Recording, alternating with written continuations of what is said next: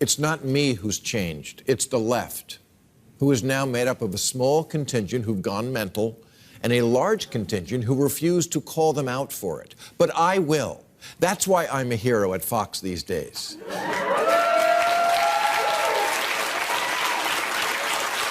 Which shows just how much liberals have their head up their ass, because if they really thought about it, they would have made me a hero on their media.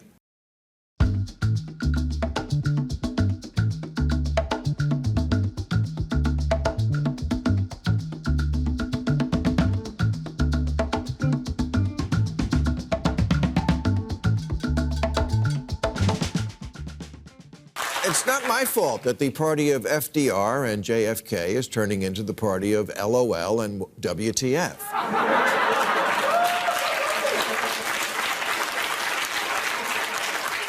Members of Congress tweeting things like cancel rent, cancel mortgage, and no more policing or incarceration, declaring that capitalism is slavery, canceling Lincoln and Dr. Seuss, teaching children they're oppressors and math is racist, making Mr. Potato Head gender neutral, and now an emoji for pregnant men. Real, I'm not making it up.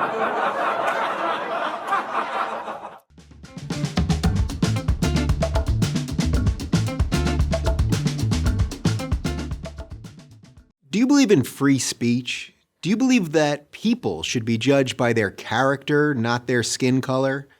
Do you believe in freedom of religion? If you believe these things, you're probably not a progressive. You might think you're a progressive. I used to think I was.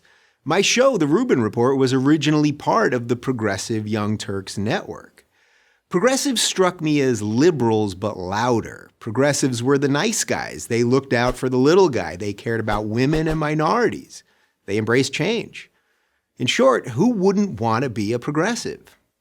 But over the last couple of years, the meaning of the word progressive has changed. Progressives used to say, I may disagree with what you say, but I'll fight to the death for your right to say it. Not anymore. Banning speakers whose opinions you don't agree with from college campuses, that's not progressive. Prohibiting any words not approved of as politically correct, that's not progressive. Putting trigger warnings on books, movies, music, anything that might offend people, that's not progressive either.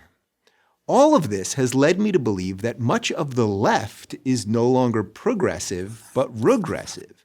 This is one of the reasons I've spent so much time on my show talking about the regressive left. This regressive ideology doesn't judge people as individuals, but as a collective.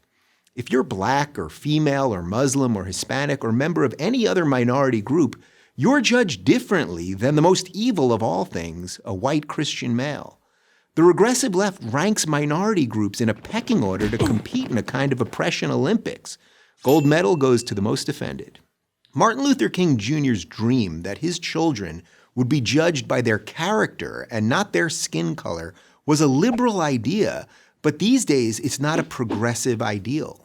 And what about religious freedom, the idea that no one else can tell you what you have to believe? Surely progressives still support that basic right.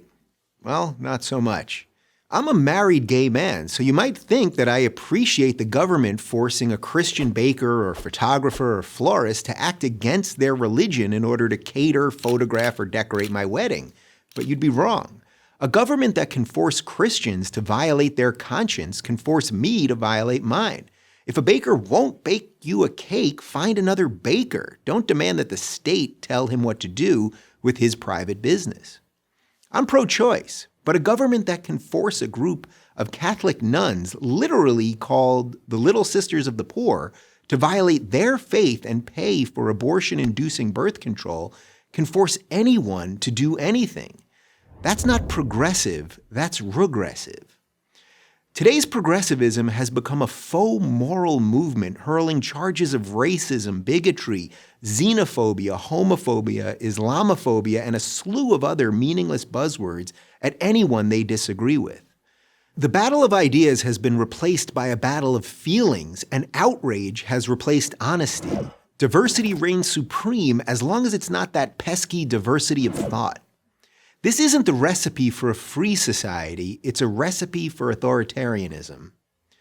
For these reasons, I can no longer call myself a progressive. I don't really call myself a Democrat either. I'm a classical liberal, a free thinker, and as much as I don't like to admit it, defending my liberal values has suddenly become a conservative position.